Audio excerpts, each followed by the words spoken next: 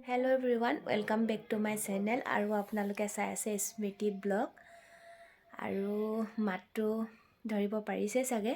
পূৰা মানে চৰ্দি কাহ লাগিলে পূৰা মাতটো ভাগি আছে আৰু আমি আহিলোঁ আইজনীৰ পেহীকৰ ঘৰলৈ আমগুৰি দুবদৰত ৰাজতিলক থিয়েটাৰ চলি আছে কালিৰ পৰা আৰু আজি দ্বিতীয়টো খণ্ড দিব অৰ্ধনাৰী আৰু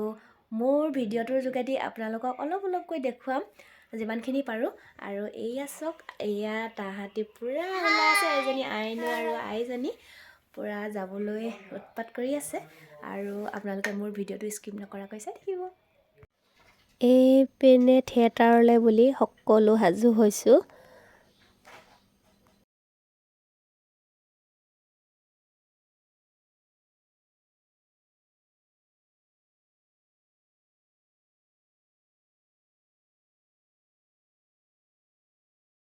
এয়া ওলাই ৰেডি হৈ গ'লোঁ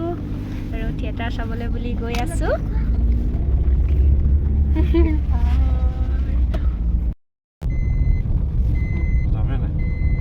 আইনুৱে মিনি ব্লগহে দিয়ে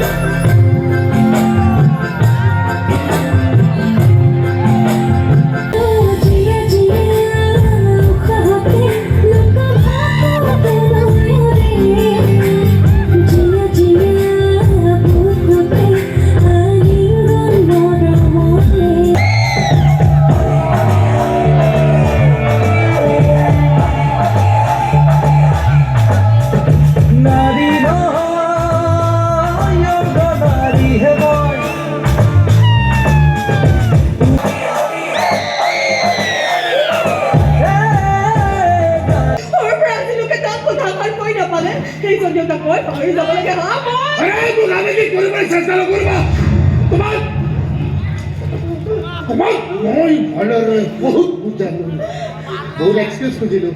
তাৰ পাছতো তোমাৰ ডিচিশ্যন চেঞ্জ নহ'ল তেতিয়া মোৰ হাতত আৰু বিকল্প পথ নাই সেয়েহে নিজকে কঠোৰ কৰি তোমাক সিহঁতৰ হাতত তুলি দি পুনৰ সুধিছোঁ কোৱা তোমাৰ হাতত এনে কি প্ৰমাণ আছে যিটো প্ৰমাণে বহু জেলৰ ভাত পোৱা মই কি প্ৰমাণ আছে তোমাৰ হাতত মই আজি আচৰিত হৈছোঁ তুমি আচলতে ভাস্কৰ ডক্তৰ হয়নে মোৰ দেউতা হয়নে তুমি দেউতা বুলি কয় মোক আবেলি কৰিবলৈ চেষ্টা নকৰিবা আৰু মই আচৰিত হৈছোঁ তোমাৰ হাতত এনে কি প্ৰমাণ আছে তোমাৰ ফোনটো ক'ত তোমাৰ কিবা কথোপকথন ৰেকৰ্ডিং হৈ আছে নেকি তুমি ঘৰৰ ভিতৰে বাহিৰে ফ্ৰিকুৱেঞ্চিৰ কিবা ৰেকৰ্ডিং কৰি থাকা হয় এই ফোনত কিবা ৰেকৰ্ডিং হৈছে বন্ধু দিয়া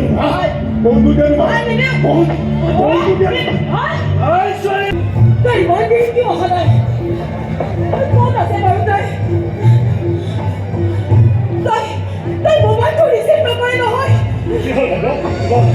নাই গলি মাজুলীৰ বাবে ৰৈ ইয়াত হঠাৎ টোপনি আহি আজিয়ে চান্সটো পাইছোঁ ভাই কিন্তু যেতিয়া এই ব্লেডখনত সৎ ব্যৱহাৰ কৰিলে মোক ৰেডি হৈ ল'ব লাগে মোক সাজু হৈ ল'ব লাগে কিয় তাৰমানে মই বেছি বাচি নাথাকিম ইমান সোনকালে মোক মাৰি নিদিবা কওঁ মোৰ তুলনীয়া ল'ৰাটোৰ ভাল পোৱা ছোৱালীজনীৰ লগত সংসাৰখন চাই যোৱাৰ পাছত ই মোক তেতিয়াই মাতা মই তেতিয়াই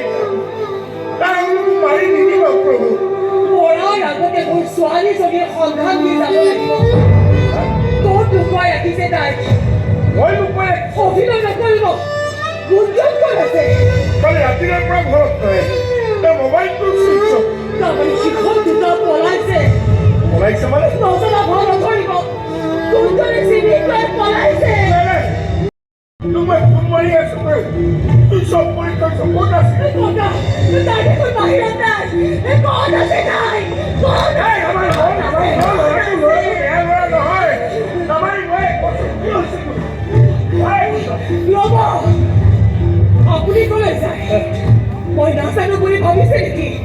এইবোৰ সকলো আপোনাৰ পৰিকল্পনা আচলতে গুঞ্জনে চিনি ভাল নাপায় এইবোৰ সকলো আপোনাৰ পৰিকল্পনালৈ গ'লো তেতিয়াও লাজ কৰিব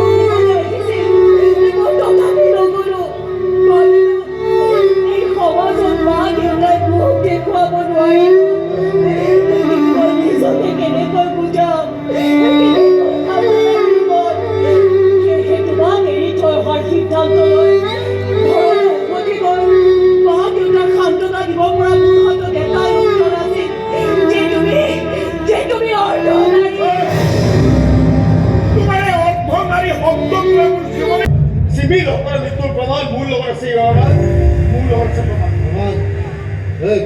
ইয়াক ক'লো যে আমাৰ ছোৱালীক চকু দিয়াটো চকু ফুটাব লাগে মাষ্টাৰ মান্য মানুহ নহয় ফাৰ্ম হাউচৰ পৰা ডেড বডি খান্দি আনি অপৰাজিত দত্তৰ বাৰীত পুতি দিয়ালে এই চৰকাৰী ৰক্ষকৰ নিৰ্দেশত জাগুন বোলাটো এইটো কাম কৰি এইটো জাগুন টুকুৰা টুকুৰ কৰি হত্যা কৰে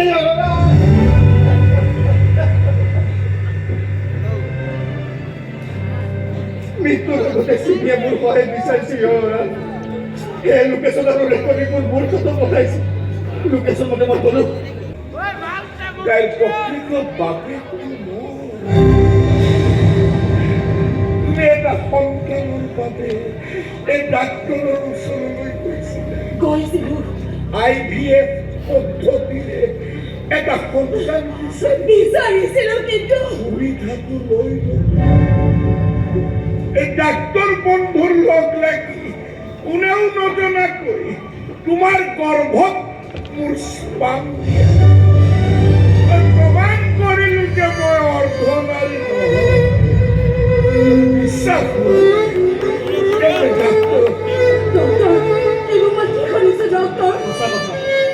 মই বন্ধুত্বৰ খাতিৰত কথাবোৰ লুকুৱাই ৰাখিছিলো এই ছোৱালীজনীক কাষলৈ আনিবলৈ অপ্ৰাণ চেষ্টা কৰিছে ইয়াৰ লগত মোৰ দেহৰ সম্পৰ্ক নাই ইয়ালৈ তাইক বিয়া কৰাই আনি তাইক লগত ৰখাৰ কথা ভাবিছে ভগৱানে এইকণ সুবিধা আৰু তুমি এবাৰ কোৱাচোন যে মই অৰ্ধনাৰী নহয় তুমি অৰ্ধনাৰী তুমি পুৰুষ মোৰ ছোৱালীৰ পিতৃ তুমি মোৰ স্বামী তুমি এদিনৰ বাবে হ'লেও মই তোমাৰ নামৰ সেন্দুৰ পিন্ধিছিলো তোমাকৈ যেনেকৈ এই সমাজত অৰ্ধনাৰী হিচাপে প্ৰতিষ্ঠা কৰিলো আজি মই তেনেকৈ তোমাক এই সমাজত পুৰুষ হিচাপে প্ৰতিষ্ঠা কৰিম প্ৰশ্ন কৰাজনক উত্তৰ দিম যে মোৰ ছোৱালীৰ পিতৃৰ নাম অপৰাজিত দত্ত তেওঁ অৰ্ধনাৰী নহয় বহুত সুখ পালো তোমাক আজি এটা উপহাৰ এই গুঞ্জন মোৰ সন্তান অকলশৰীয়া আজিৰ পৰা ইয়াক তুমি তোমাৰ সন্তান বুলি ভাবিবা পাৰুলক মা বুলি মাতিছো